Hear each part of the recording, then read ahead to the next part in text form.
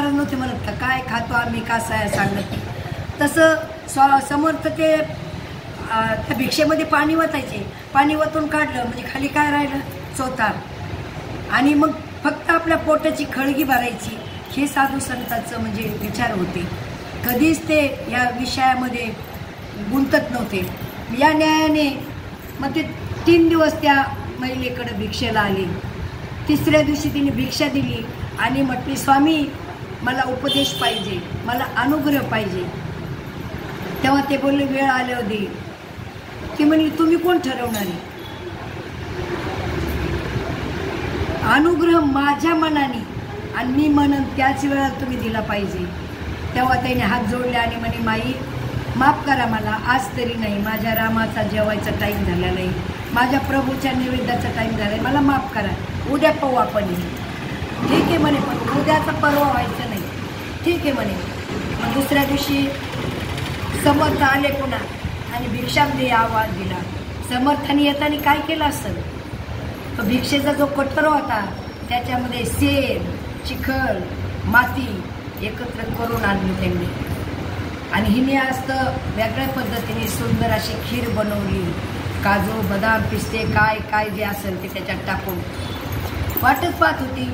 आज मला अनुग्रह भेटणारे, आज मला उपदेश भेटणारे. आणि जसं समर्थाने आवाज दिला तसं ती खिरीचं भांडे घेऊन आली आणि ओतणार तर तिने त्या भांड्यामध्ये, कटोऱ्यामध्ये ती घाण पाहिली तिने. आणि ती बोलली का म्हणे, ह्याच्यामध्ये काय म्हणे ही घाण, आणि त्या इतक्या घाणीमध्ये माझी सुंदर खीर टाकू काय म्हणे, मी नाही टाकणार म्हणे, भांडं धुवून आणा. समर्थ बोलायची टाक, ती बोलायची भांडं धुवून आणा, टाक, भांडं स्वच्छ करा. असं 2-4 वेळा झाल्याच्या नंतर समर्थ बोलले, ठीक आहे. त्यांनी ते भांडं स्वच्छ करून आणलं. पुढं केलं, ती खीर ओतणार तेवढ्यात पुन्हा त्याने हात मागं घेतला. आता काय झालं म्हणे.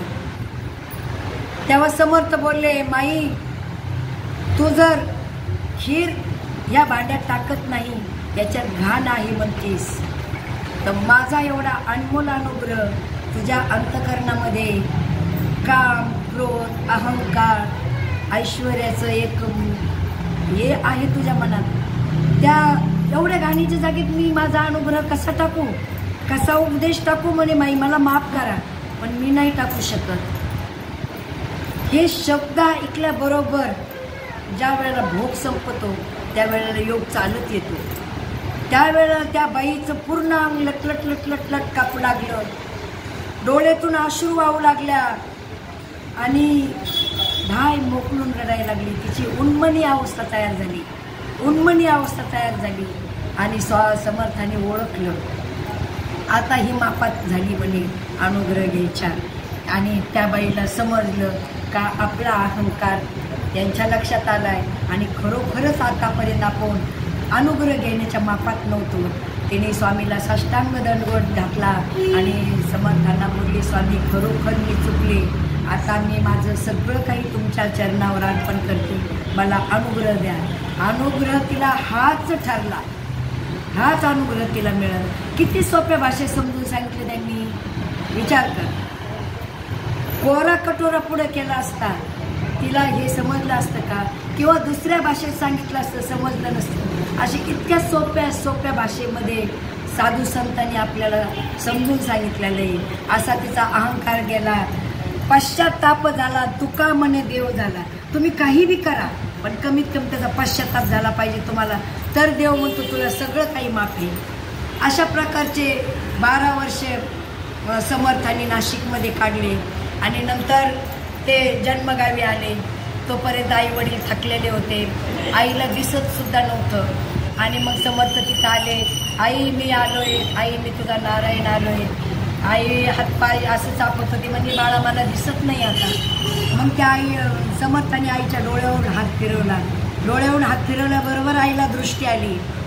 काही दिवस समर्थ जामगावामध्ये राहिले आणि नंतर त्यांना एक असा अंगाई गाव आहे, त्या गावामध्ये नदीच्या पाण्यामध्ये डोहामध्ये 2 मूर्ती सापडल्या.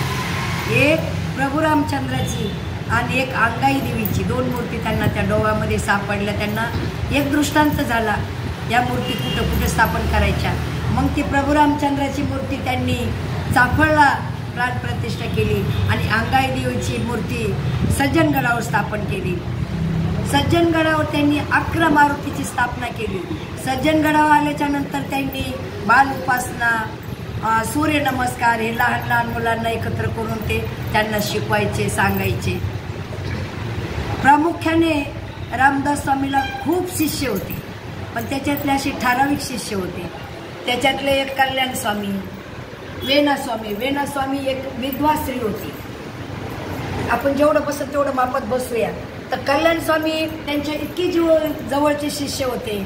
एक वेळेस काय केलं, शिष्याची परीक्षा पाहण्याकरता स्वामीने असं उग्र रूप धारण केलं, हातात तलवार घेतली आणि असं वेड्यासारखी तलवार फिरायचे आणि त्या शिष्यांच्या जवळ जायचे. मी आता तुम्हाला कापून टाकेन, मी आता तुम्हाला मारून टाकेन असं म्हणायचे. आणि हळूहळू एक एक सगळे शिष्य निघून गेले. कल्याण स्वामीने ओळखलं हे कोणी वेडा नाही, हे कोणी नाही, आपले स्वामी आहेत म्हणे हे.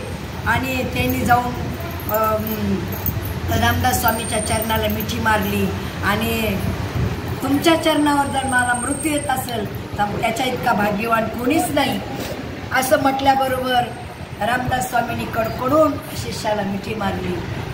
शिष्याने गुरुच्या मनातलं ओळखलं पाहिजे, गुरु ओळखला पाहिजे आणि गुरुनी शिष्याच्या मनात काय आहे, काय चाललंय हे ओळखलं पाहिजे. याला म्हणते गुरु शिष्याचं नातं. त्याच्यानंतर पुन्हा दुसरी एक परीक्षा पाहिली. समर्थांनी पायाला एक पिकलेला आंबा बांधला. पिकलेला आंबा असा पिळला, वरचा सगळा कपडा पिवळा जरच झालेला आणि सांगितलं शिष्याला म्हणे माझ्या पायाला खूप मोठी जखम झालेली. त्या काळात नारू हा आजार प्रसिद्ध होता. माझ्या पायाला नारू झालाय म्हणे, खूप जखम दुखते. माझ्या पायाची जखम कोण सोडीन, माझ्या जखमीवर पोंकर कोण घालीन, कोणीतरी या माझी जखम सोडा, त्याच्यावर पोंकर घाला. कोणी आलं नाही, सगळे हळूहळू करून निघून गेले. कल्याण स्वामी जसे आले तसे त्यांनी ह्याला पायाला तोंड लावलं आणि आतला आंबा तोंडाने ओढून सगळा आंब्याचा रस पिऊन घेतला. याच्यातून आपल्याला काय सांगायचंय, शिष्य खरा गुरुला ओळखणारा असल. सगळे शिष्य निघून गेले आणि हा शिष्य तिथं राहिला. आता हे झाली कल्याण स्वामीची कथा. आपण वेणा स्वामीचं थोडक्यात चरित्र पाहू. वेणा स्वामी ह्या 10 वर्षाच्या असताना विधवा झाल्या होत्या.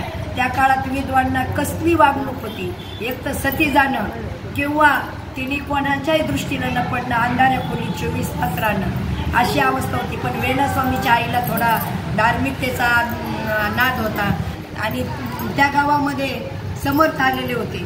मग आई काय करायची, त्यांच्या कीर्तनाला, प्रवचनाला, कथेला जायची. एक दिवशी त्या वेणा स्वामीने विनंती केली, आई मला तुझ्या पाया पडते. एकच वेळेस मला स्वामीचं दर्शन लागलं नाही, मला एकच वेळेस स्वामीची कथा ऐकू दे. मग त्या मुलीच्या हातापायी ती घेऊन गेली. 8 दिवस तिने हातच धरला. 8 दिवस रोज ती समर्थाच्या कथेला जायची. 3ऱ्या दिवशी तिने स्वामीला बोलली म्हणे, स्वामी मला अनुग्रह द्या. न सांगता कळू येते अंतर, न सांगता समर्थाला सगळं वेणा स्वामीची कथा माहीत झाली आणि मग ते वेणा स्वामीला त्याने अनुग्रह दिला. 8 दिवस ती रोज कथेला जायची. इकडं गावामध्ये नको तेवढा लोकांनी थैमान मातलं. विधवा स्त्री रस्त्यावर जाते, समर्थाच्या कथेला जाते, कीर्तनाला जाते, हिने आपला धर्म भ्रष्ट केलाय, हिने आपल्या गावाला कलंकित केलंय, नको ते बोलत होते. आणि एक दिवशी ती कथेवून येत होती. एवढंच नाही, अक्षरशः त्या लोकांनी समर्थाच्या आणि वेणा स्वामीच्या चारित्र्यावर संशय घेतला. इथपर्यंत त्यांची मजल केली. आणि वेणा स्वामी घरी आल्या तर त्यांच्या घराच्या भोवती एवढी गर्दी झालेली आणि ते लोक बोलत होते वेणा स्वामीच्या वडिलाला, आईला, एक तर हिला गावातून हाकलून द्या किंवा हिला विष पावून मारून द्या, हिने गावाचं नाव कलंकित केलंय, त्यावेळेला. आणि यांचं काहीतरी आहे, ही भक्त नाही. त्यावेळेला तिने हात जोडले आणि बोलली म्हणे, सर्वांना माझी कळकळीची विनंती, एवढं वाईट बोलू नका. स्वामीचं आणि माझं नातं कसं आहे, भगवान श्रीकृष्णाचं मीरेचं नातं जसं होतं तसं नातं आहे, माझं गुरु शिष्याचं नातं आहे. मला तुम्ही काही बोला पण स्वामीला काही बोलू नका. आणि मग ते बाकीचे लोक बोलले, तू मीरा आहेस ना, मग पी ना विष म्हणे.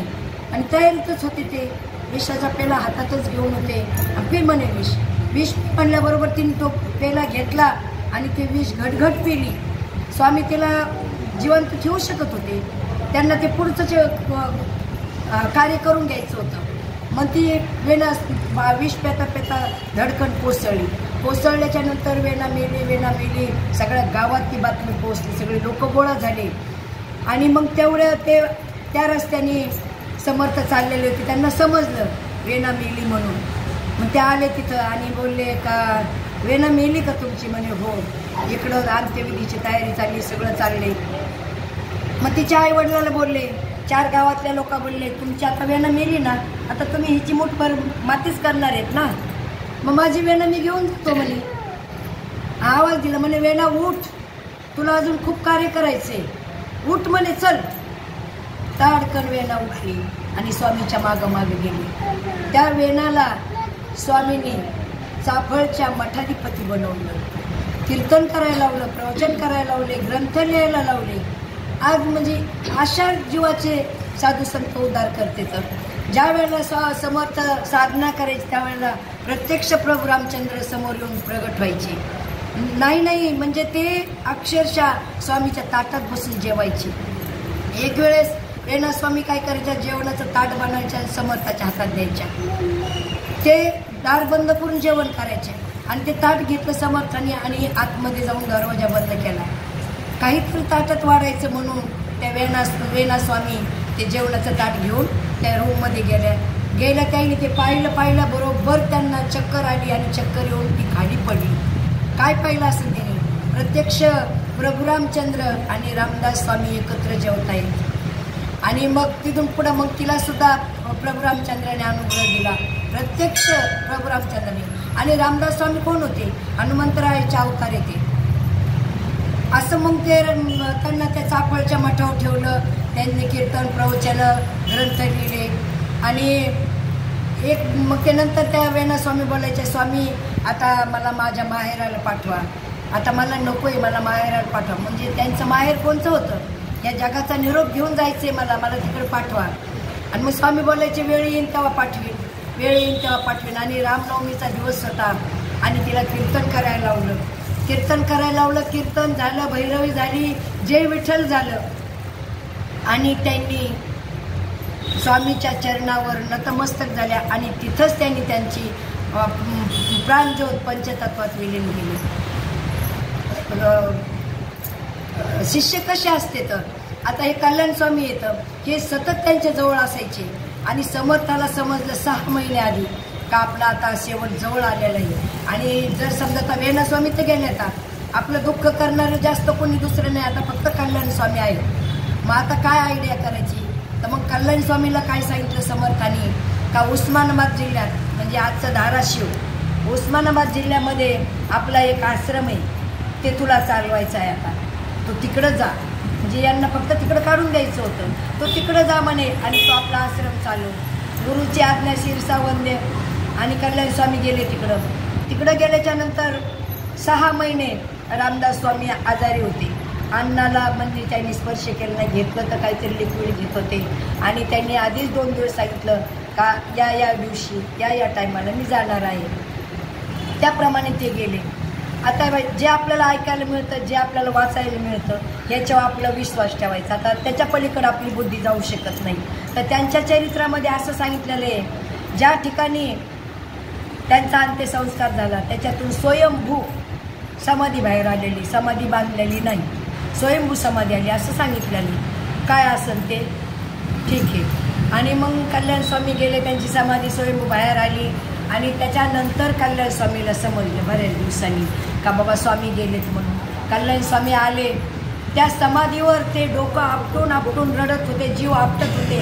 जसं का आपल्या निळोबारायाने तुकाराम स्वामी गेल्याच्या नंतर आकांत केला, स्वतः देव आला, पण त्यांनी त्या देवाला म्हणे काय म्हणे प्रार्थीला वाचून आलंच का? निळा म्हणे आम्ही न ओळखे देवान, तू कायचा धावा करीत असे, तुझं लागी येथे बोलावेले कोणी. आणि तसं त्या न्यायाने आणि प्रत्यक्ष प्रभू रामचंद्र दिसत होते कल्याण स्वामीला, पण ते त्यांच्याकडे पाहत नव्हते आणि ते डोकं आपटून रडत होते. अक्षरशः म्हणे ती समाधी दुभंगली आणि त्यातून समर्थ रामदास स्वामी बाहेर आले आणि त्या शिष्याला दर्शन दिलं आणि पुन्हा त्या समाधीमध्ये गुप्त झाले. आता सांगितलं जातं का अजूनसुद्धा त्या समाधीला अशी मधोमध चीर गेलेली. असावा गुरु शिष्याचं नातं, एवढं असावा आणि त्याचं मनगट धरण्या इतकी शिष्याची पण तयारी असावी. असं थोडक्यात म्हणजे एकंदरीत आपण समर्थाच्या, आता अजून खूप काही सांगायचं पण नकोच आता, म्हणजे समर्थाची आपण थोडक्यात माहिती पाहिली. एक श्लोक त्यांचा असा आहे ना, तर एका श्लोकात जिंदगी सुधरू शकते. पण आपल्याला अर्थाचा बोध पण झाला पाहिजे आणि आपण करून पण घेतला पाहिजे. अशी एकंदरीत आपण आज समर्थ रामदास स्वामींच्या जीवनावर थोडक्यात चिंतन केलेलं आहे. न्यूनते पुरतेना अधिकते सरते, करून घ्यावे तुमचे विणू तसे. या नयाने मी माझ्या वाणीला इथंच पूर्णविराम देते आणि जे काही मी सांगितलं ते चुकीचं आहे का बरोबर आहे देव जाणे. पुंडलिक वरदा विठ्ठल श्री